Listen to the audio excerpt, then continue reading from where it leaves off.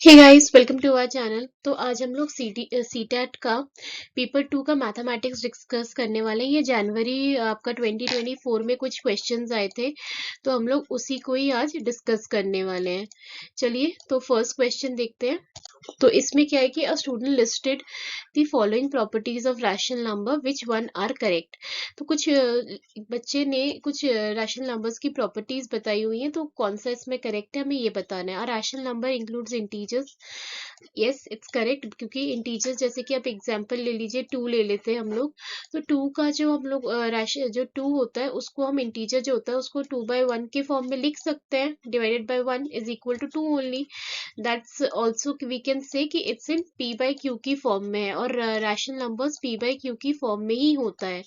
तो ये वाला ऑप्शन भी करेक्ट है। Next is zero is not a rational number. नहीं, जीरो रैशनल नंबर है, क्योंकि हम जीरो को भी पी बाय फॉर्म की लिख सकते फॉर्म में लिख सकते, दैट इज 0/1 के फॉर्म में हम उसको शो कर सकते थे। This is not correct because zero is a rational number. Next is all fraction are rational numbers. अभी हमने बोला था कि rational numbers P by Q के फॉर्म में ही होते हैं, दैट इज फ्रैक्शन के फॉर्म में ही होते हैं। तो इट इज ऑल्सो करेक्ट।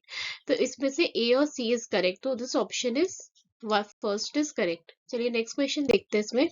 इसमें कि a student was given the following problem on percentage to solve. Find the percentage of decrease if the population of city is decreased from 28,000 to 26,500. एक बच्चे को एक क्वेश्चन दिया गया है जिसमें उसको परसेंटेज डिक्रीज निकालना है, जिसमें से ओरिजिनल पॉपुलेशन ये थी और उसको डिक्रीज करके ये डाल दिया गया। तो बच्चे ने ऐसे सॉल्व किया हुआ है इसको।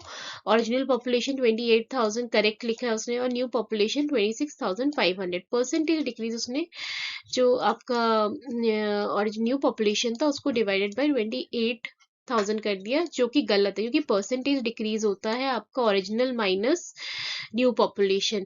तो यहाँ पर बच्चे ने एक सिली मिस्टेक कर दी है देखा जाए तो, और ये हम आगे पढ़ेंगे किस लिए भी है वैसे। विच आपको क्या लगता है, which of the following is most appropriate with respect to the response of the student. Student is able to understand the concept of percentage but is not able to understand the percentage of which quantity is to be found. अच्छा, हाँ, यहाँ पर बच्चे को percentage आती है, पर उसने यहाँ पर क्या बोलते हैं कि उसको ये नहीं पता कि हमें निकालना क्या है। हम ये नहीं कह सकते बच्चे को पता नहीं है कि उसको निकालना क्या है, क्योंकि उसने यहाँ पर जो है परसेंटेज उसको पता है कि उसको निकालना क्या है। परसेंटेज डिक्रीज उसने लिख रखा है एक तरफ से। यहाँ पर student has solve the question correctly but has use wrong symbols in solution. नहीं, उसने सिंबल्स वगैरह सब कुछ करेक्ट यूज किया। आप देखेंगे यहाँ परसेंटेज का साइन है, तो ये नहीं हो सकता ये वाला। तो student does not know the concept of percentage. Student को परसेंटेज का कॉन्सेप्ट पता है, that's why he has used यहाँ पर परसेंटेज 100% से उसने डिवाइड किया हुआ है, तो इसको पता है कि परसेंटेज का कॉन्सेप्ट क्या है। ये student has made a careless mistake. हम ये कह सकते हैं कि student has made a calculation mistake, या फिर केयरलेस मिस्टेक उसने यहाँ पर किया है, क्योंकि वहाँ पर हो सकता है कि वो माइनस मतलब 28,000 से माइनस करना भूल गया है। तो this can be one of the options. ठीक है, नेक्स्ट क्वेश्चन पढ़ते हैं। The difference between two supplementary angle is 20 degree, और if the smaller of these angle is p. अगर इसमें से एक एंगल स्मॉलर वाला जो है सबसे पी है, then what is the value of 3p minus 50 degree. ठीक है, तो हमें पता है कि सप्लीमेंट्री एंगल जो होता है वो 180 डिग्री का होता है। ठीक है, पर अगर एक एंगल उसमें से P है, तो और वो भी छोटा वाला, ये छोटा है आपको, हमें ये हमने पढ़ ही लिया है, तो उसमें से एक एंगल जो है मतलब एक अगर P है तो दूसरा क्या होगा, 180 माइनस P हो जाएगा। ठीक है, और इन दोनों का डिफरेंस हमें पता है कि कितना दिया हुआ है, 20 डिग्री। तो आपका इसमें ये हो जाएगा 180 माइनस 180 प्लस, एक्चुअली यहाँ माइनस होगा, माइनस माइनस, तो यहाँ पर हो जाएगा यहाँ माइनस डाल दीजिएगा। ठीक है, -2p इक्वल टू 20 डिग्री। तो अगर आप 2p को उधर ले जाएंगे तो ये पॉजिटिव में हो जाएगा, क्योंकि माइनस था तो उधर चला गया तो पॉजिटिव में हो गया ये, और 180 ये माइनस में आएगा तो ये हो जाएगा आपका 160। ठीक है, तो आपकी यहाँ पर p की वैल्यू हो जाएगी 80 डिग्री। तो आप बस इसको इक्वेट कर दीजिए, इसमें 3 इंटू आपका ये इस वैल्यू पे आप इक्वेट कर दीजिए इसमें 3 इंटू 180, सॉरी थोड़ा राइटिंग की वजह से इसको आप इधर थोड़ा सा अच्छे तरीके से मैं लिख देती हूँ। 3 इंटू 80 माइनस 50 डिग्री, तो आपका आंसर आ जाएगा इसमें, आप जब कैलकुलेट करेंगे दैट इज 190 डिग्री। ठीक है, नेक्स्ट क्वेश्चन देखते हैं। Number of vertices, edges and faces of polyhedron are respectively 10, 15x, then the value of 3x minus कितना होगा। तो एक फॉर्मूला होता है हमें वर्टिसेस और उसका वो होता है आपका मतलब पॉलीहेड्रॉन में निकालने के लिए वर्टिसेस माइनस ई प्लस ये यूलर्स फॉर्मूला होता है इक्वल टू 2। तो आप इसमें बस फॉर्मूले में वैल्यू पुट कर दीजिए, आपका आंसर आ जाएगा। वर्टिस आपका क्या है, आपका यहाँ पर वर्टिस इज 10 और minus E is 15 plus X equal to 2। तो यहाँ हो जाएगा ये वाला -5 अगर आप इधर लेके जाएंगे तो +5 हो जाएगा। तो x इक्वल टू हो जाएगा आपका 7, 5 + 2 = 7 हो जाएगा। तो आप बस इसको वैल्यू को डाल दीजिए। 3 into 7 = 21, 21 minus 12 is equal to आपका हो जाएगा 9। तो आपका करेक्ट ऑप्शन है ये वाला।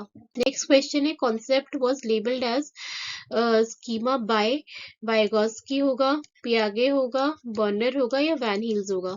ऑप्शन आपका होगा पियागे, जीन पियागे, क्योंकि स्कीमा का कॉन्सेप्ट पियाजे ने दिया था और पियाजे ने मतलब बताया था कि स्टूडेंट के पास एक फ्रेमवर्क होता है जिसमें हम लोग वो जो उसका नॉलेज होती है उस फ्रेमवर्क में जिसको वो जिससे वो उसको हेल्प होती है वो बाहर की चीज़ों को समझ सके और अपनी थिंकिंग को और भी अच्छा कर सके, और जैसे जैसे उसका एक्सपीरियंस और बढ़ता रहता है उसका वो इन्फॉर्मेशन भी वो अपने उसी के अकॉर्डिंग उसका फ्रेमवर्क भी मैनिपुलेट होता है और वो भी चेंज होता है, एक्यूमुलेट होता है और उसको भी वो उसमें चेंजेस करता है। तो पियागे ने कॉन्सेप्ट दिया था स्कीम। तो जियोजेब्रा में क्या होता है कि हमारे पास which among the following learning teaching resources are most appropriate for visually challenged students in mathematics classroom. अच्छा, इसमें से कौन से टीचर को यूज करना चाहिए ताकि जो बच्चे देख नहीं सकते उनके लिए ज्यादा इजी हो जाए क्लास में पढ़ना और समझना। जियोजेब्रा जो होता है वो एप्लीकेशन बेस्ड है, उसमें सॉफ्टवेयर यूज किया जाता है जो मोस्टली विजुअल रिप्रेजेंटेशन के लिए ही होता है, मतलब कि उसे हम देख सकते हैं, पर जो बच्चे देख नहीं सकते उनके लिए ये यूजफुल नहीं होगा। तो टेलर अबेस्कस कैसा है, टेलर अबेस्कस क्या है कि उसमें हम लोग छू सकते हैं, बीट्स होते हैं उसमें। तो ये one of the very useful concept है जो विजुअली चैलेंज है, तो देख नहीं सकते क्योंकि वो फील कर सकते हैं उस चीज को, वो फिजिकली उसको छू सकते हैं। कंप्यूटर हम नहीं कह सकते क्योंकि कंप्यूटर भी एक एप्लीकेशन ही है, उसमें भी हम लोग विजुअली मोस्टली काम होता है, तो वो भी हम नहीं कह सकते कि इन बच्चों के लिए ये ज्यादा यूजफुल हो सकता है। स्प्रेडशीट हम बेसिकली डेटा अपलोड करने के लिए, डेटा को स्टोर करने के लिए होता है स्प्रेडशीट, और वो भी कंप्यूटर बेस्ड ही होता है।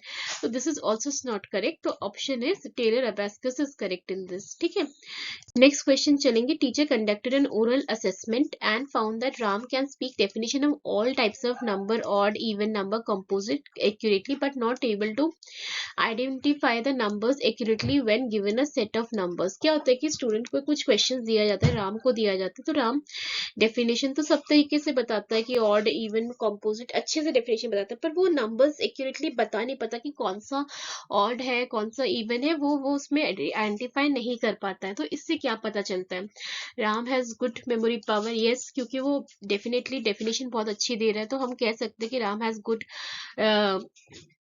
Memory power but lacks practice, या it can be the option practice भी नहीं है, या फिर Ram has good memory but lacks concentration, या फिर हम कहेंगे कि राम के पास मेमोरी तो अच्छी है पर वो उसके पास कॉन्सेप्चुअल कंसंट्रेशन नहीं है, या फिर हम कहेंगे राम हैज एनालिटिकल एबिलिटी। हम ये तो नहीं कहेंगे कि राम, देखो ये तो क्लियर है कि राम की मेमोरी बहुत अच्छी है क्योंकि वो सारे ऑप्शंस को सही से एकदम मेमोराइज कर पा रहा है, पर उसके अंदर जो है वो है उसको कॉन्सेप्चुअल कंसंट्रेशन उसका क्लियर नहीं है, क्योंकि इसीलिए वो बता नहीं पा रहा है कि मतलब कि कौन सा वो आइडेंटिफाई नहीं कर पा रहा है नंबर्स को। ऐसा प्रैक्टिकलिटी नहीं है उसके अंदर उस चीज के लिए। उस कॉन्सेप्चुअल कंसंट्रेशन भी हम एक एंगल से कह सकते हैं। Next question. NEP National Education Policy 2020 recommends that students integrated pedagogy needs to be used in classroom teaching. ठीक है, तो NEP के अकॉर्डिंग क्या है कि जो आपकी इंटीग्रेटेड पैडागॉगी है needs to be used in classroom teaching. Sports की इंटीग्रेटेड पैडागॉगी जो है, स्पोर्ट्स की भी हमें करना चाहिए यूज इन क्लासरूम टीचिंग में। Which among the following are correct in the concept of using sports integrated pedagogy in mathematical classroom? अगर हमें स्पोर्ट्स का इंटीग्रेट पैडागॉगी, अगर स्पोर्ट्स की पैडागॉगी यूज करनी है मैथमेटिकल क्लासरूम में, कौन सा इसमें से करेक्ट है? टीचर लर्निंग प्रोसेस शैल बिकम जॉयफुल। अगर हम स्पोर्ट्स को यूज करते हैं, उसकी पैडागॉगी को यूज करते हैं क्लासरूम में, तो पढ़ाई जो है बहुत जॉयफुल, मजेदार बन जाएगी। It is not possible to use sports for teaching mathematics. हम स्पोर्ट्स को यूज नहीं कर सकते मैथमेटिक्स में, या फिर it will be time consuming, hence need to be avoided. ये बहुत टाइम कंज्यूमिंग होगा, तो इसे अवॉइड करना चाहिए। या फिर apart from popular sports there are many indigenous sports which can be used in teaching mathematics. Of course अगर हम लोग स्पोर्ट्स को भी इंक्लूड करते हैं तो पढ़ाई थोड़ी सी मजेदार हो जाती है। सिंस आपको पता है कि अपने पढ़ाई में अगर हम जितना बच्चे क्या होता है, इससे क्या होता है कि बहुत ज्यादा इंगेज रहते हैं। स्पोर्ट्स खेलना हम सबको ही पसंद है, तो कुछ जॉयफुल हो जाता है। एक रेगुलर टीचिंग से थोड़ा सा हटके होता है, तो बच्चों को थोड़ा अच्छा लगता है, पढ़ने में मजा लगता है। तो इससे उनकी मतलब इंटरेस्ट भी बढ़ जाता है, प्लस उनका क्रिटिकल थिंकिंग भी बढ़ जाती है। तो it becomes very useful and joyful. Next आपका, it will be time consuming, hence need to be avoided. It's not time consuming, it actually makes the topic very easily understand by the teacher. बच्चे जल्दी इस चीज को समझ जाते हैं। तो हम लोग इसे ये नहीं कह सकते टाइम कंज्यूम है। उन बच्चों को हमेशा याद भी रहता है वो चीज, और खेलते खेलते खेलने के साथ ही वो पढ़ाई भी सीख लेते हैं।